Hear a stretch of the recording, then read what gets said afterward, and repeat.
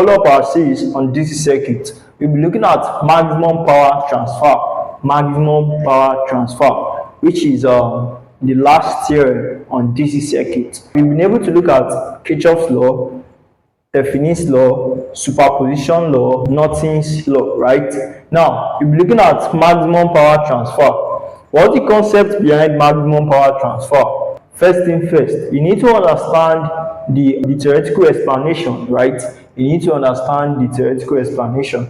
You know, for each theorem, as discussed previously in our previous class, we've seen how we can represent those theorems diagrammatically and mathematically. Similarly, when it comes to maximum power transfer, we are going to understand the theorem diagrammatically, meaning the circuit diagram, then also the mathematical formula. Alright, this is the diagram for our maximum power transfer, and this is the formula for the maximum power transfer. But let me explain the concept behind maximum power transfer. Looking at this diagram, you can relate this diagram to Thevenin's theorem, right? You can relate this diagram to Thevenin's theorem. You can also relate this formula to Thevenin's theorem. Alright, it is the we are still using the basis of what we've known before, which is Thevenin's theorem. So in this case, maximum power transfer is telling us that consider this diagram. Look at this diagram.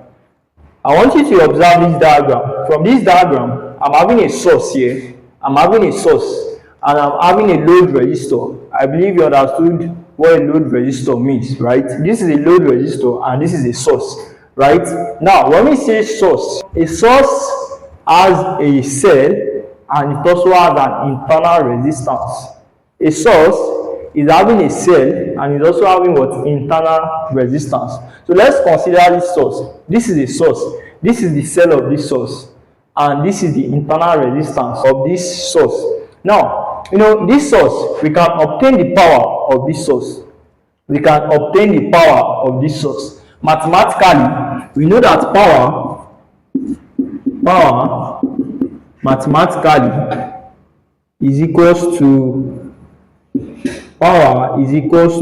I square R. Right? Mathematically, power is equals to what? I square R. Meaning, given this source, we can obtain the power. From here, let's say we have, in that case, let's say you have this. Let's say this is your cell. Say this is 2 volts. Let's say this is 1 ohms. Let's say this is 1 ohms. I want to obtain the power of this source using this formula. You need the current and you need what? Resistance. In this case, how do you get a current? From Ohm's law, I is equals to V over R. Obviously, this is my voltage, this is my what? Resistor. Therefore, I have I is equals to 2 over 1, which is equals to what? 2 volts. Therefore, your P is equals to 2 square multiplied by what? 1. The current value you've gotten, 2 square multiplied by 1, which is equals to what? 2 watts. So what this means is that from this diagram, this is a source, right? This source, you can obtain the power. This is the same idea. You can obtain the power. But this power varies. Meaning, this power, it has a least value. This source has a least value of power, right? It also has a maximum value of power. Let's say, given this source, let's say the power ranges from the power of this source ranges from 2 watts to let's say 10 watts. Now, the idea here is that given this source, okay, let's say this is case 1. Say this is case 1. Say this is case 2. Of course, the source of the power of source 1 ranges from 2 watts to 10 watts. The power of source 2 ranges from 5 watts to 20 watts. Right? Now, what this means is that in case 1, what you are saying is that the least power of your source is 2 watts. Then the maximum power is 10 watts. Right? Similarly, For case 2, you are saying that the least power of your source is 5 watts and the maximum power is what? 20 watts. It is 20 watts, right? So what this means is that how do you know the maximum power of a given source? Meaning you are given a source. How do you know that using this value of resistor, that will be the maximum power of the given source? You know, from what I explained previously, I said this is the formula for power. Power is equals to I squared R. Power is equals to I squared R. In this case, we are saying our R is 1 ohms. We got 2 watts, right? Now, in this case, say this is case 1. I'm having 2 watts to 10 watts. 10 watts here being our maximum power. The question is, what value of resistor gave me this 10 watts? What value of resistor is giving me this 10 watts? Similarly, what value of resistor is giving me this 20 watts?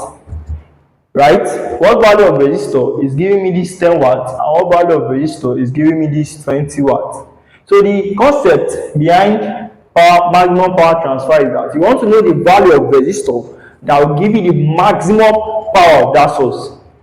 The value of resistor that will give you the what? Maximum power of that source. Let's say your R is equals to 2 ohms, R is equals to 4 ohms, R is equals to 6 ohms. By the time you use different value of R, it is obvious that different value of R gives different value of P.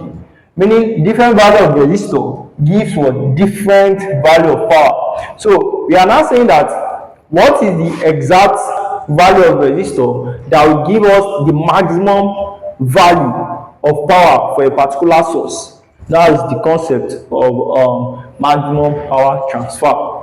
So in that case, with that being said, let's state the theorem. Maximum power transfer states that the power transferred from a source to a load resistor is at its maximum when the load resistor is equals to the resistor of the source. When the load resistor is equals to the resistor of the source. So what that theorem is saying is that considering this circuit, let's say the value of R for your load resistor is 4 ohms. Then let's say the value of your R for your load resistor is 4 ohms. And the question says that find the maximum power transferred for this source. Meaning the value of R, the value of resistor that will give you the maximum number for your source is the value of your load resistor. Meaning for the power of your source to be maximum, meaning you are given a source, to find the maximum power of that source, the resistor to use must be equals to the load resistor. So in essence, what maximum power transfer is telling us is that the value of your source is maximum when the load resistor is equals to the resistor of the source. Let's say for instance, our load resistor is 3 ohms, and in this case you are using what? 2 ohms.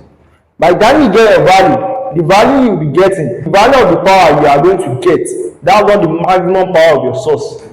Let's say you use R to be 10 ohms. The value of power you are going to be getting for this source, that's not the maximum value.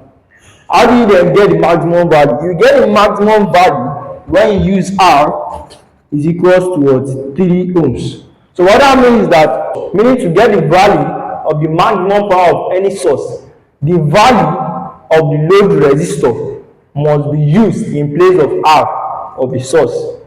That's how it works. Mathematically, this is your formula for your maximum power transfer. So this formula, you can compare this formula to Thevenin's formula. This is the same thing to Thevenin's formula. From Thevenin's formula, we said I Thevenin is equals to E over R Thevenin plus what? Load resistor. But in this case, you are saying the I, the current, meaning the current flowing through this circuit, the current I is equals to E, meaning the cell divided by the internal resistance R plus what? The load resistor. Alright, let's take our first example.